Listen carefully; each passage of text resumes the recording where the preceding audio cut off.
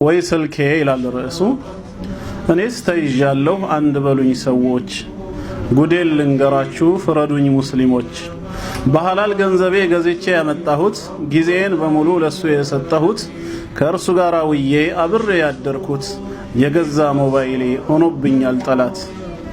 ከጫንኩበት ወዲህ ቫይበር እና ታንጎ፣ ማንም እንዳያጣኝ ሊያወራኝ ፈልጎ፣ ዋትስአፕ እና ፌስቡክ ስካይፒም ሳይቀር ቢያገናኙኝ ብዬ ከወዳጅ ዘመድ ጋር በኢንተርኔት ፍቅር ተጠምጄላችሁ ለዒባዳም ቢሆን ጊዜ አጣሁላችሁ። ቀንና ሌሊቱ እየተምታታብኝ ምኑንም ሳላውቀው መሽቶ እየነጋብኝ ሸርጡን አሟልቼ መስገድ ተስኖኛል። ሶላቴን ጨርሼ ፌስቡኬን እስክከፍት ያቅበዘብዘኛል። ትዕግስት አይኖረኝም ተሰግዶ እስከሚያልቅ የመስገጃ ልብሴን በፍጥነት ውልቅልቅ ሰጃዳዬን እጥፍ ወዲያ በኩል ውሽቅ።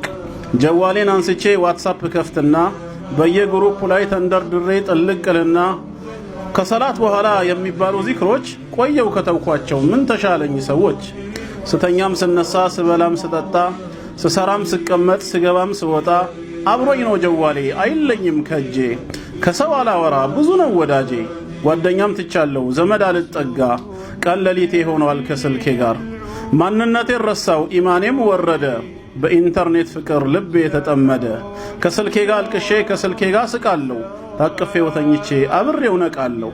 ኔቱ ከደከመ እጨናነቃለሁ። የሆንኩትን ነገር እኔ ምን አውቃለሁ። ከደም ስሬ ገብቶ ከባድ ሱስ ሆኖብኝ ኢንተርኔት ከሌለ ምኖርም አይመስለኝ። ሁሉም ነገር አዲስ ሁሉም ነገር ቀላል፣ ህይወት ያለ ፌስቡክ ኧረ እንዴት ያስጠላል። በዚህ ሁኔታዬ አጀሌ ከመጣ ወደ አኼራ ሲሄድ ምን ይሆን የኔ ጣጣ። ስራዬን አዝዬ ከቀብር ስገባ ከግራ ከቀኜ ምድሪቱ ተጣባ። ነኪርና ሙንከር ሲይዙኝ ወጥረው በጋለው መዶሻ አናቴን ሰባብረው በዛች አስፈሪ ዓለም ሲበረታ ጭንቄ ፌስቡክ እና ዋትስአፕ እንደማይፈይዱኝ አውቃለሁ ጠንቅቄ። ስካይፕና ታንጎ ላይንና ቫይበር አብረውኝ ላይወርዱ ከጨለማው ቅብር ዛሬም ዱንያ ላይ ኢማን እንዳሳጡኝ አውቃለሁ በአኺራም እንደማያዋጡኝ። ባመጡብኝ ዕዳ አላህ ፊት አዋርደው እንደሚያስቀጡኝ መቼ ጠፋኝና ባላንጣነታቸው ይልቅ ምን አድርጌ ከውስጤ ላውጣቸው። እኮ በምን ጥበብ ልገላገላቸው ከተተራመሰው ከዚህ ብኩን ህይወት መላቀቅ አልችልም ካልተውኩኝ ኢንተርኔት። እና ሙስሊሞች ሆይ ምከሩኝ ባካችሁ እንደተበላሸው ወደ አኺራ ሄጄ ጀሃነም እሳት እንዳልጣልባችሁ። ገጣሚ እህት ሉላ ትባላለች፣ አላህ ይጨምርላት። አላሁ አክበር። ሰፊ መልእክት አለው። ባጭሩ ምን ለማለት ተፈልጎ ነው? የሞባይል አጠቃቀማችን ውስን መሆን አለበት።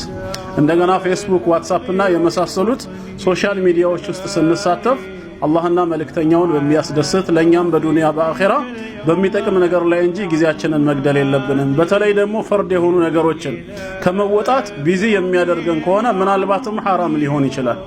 ምክንያቱም ዋጅብን ነገር እየተጋፋ ነውና ከሰላታችን ጋር ከዒባዳችን ከዚክር ሊያዘናጋን አይገባም። ፌስቡክ ስንገባ ምንድነው ዓላማችን? የምንሳተፈው የት ነው? ይሄን ሁሉ ነገር ሁሌ ልናጠና ይገባል። ፎቶ መልቀቁ ላይ ብቻ አይደለም ትምህርት መሰጠት ያለበት።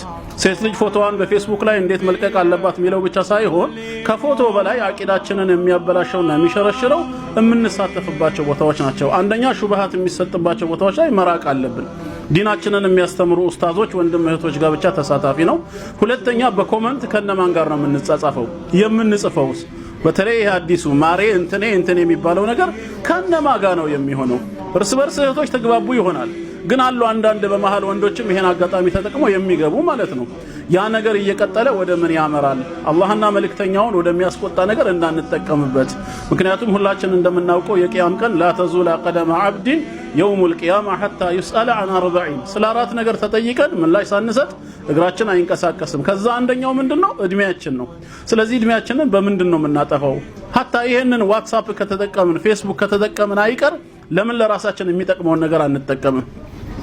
ምንድነው የምናደርገው? ባገኘነው ጊዜ ስለ ዲናችን የሚያስተምሩ ኡስታዞችን ለምን አንጠቀምም? ብዙ ጊዜ ኮሜንቶችን ስናያቸው 200 300 ከዛ በላይ ኮሜንቶች የሚታዩት የት ሰፈር ነው?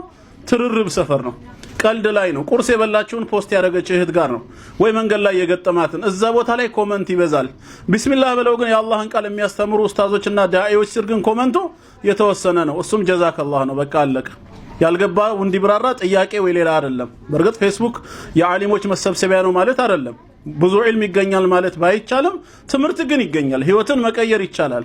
ስለዚህ በፌስቡክ ላይ ስንጠቀም ግሩፖችና ፔጆች የት ናቸው፣ ከማን ጋር ነው የምንሳተፈው፣ ዋትስአፕ የምንገባበት ግሩፕ ምንድነው የሚለውን ነገር እያንዳንዱ ነገር አላህና መልእክተኛውን በሚያስደስት መልኩ ከሰራን ኢንሻአላህ በሁለቱም ተጠቃሚ እንሆናለን ነው።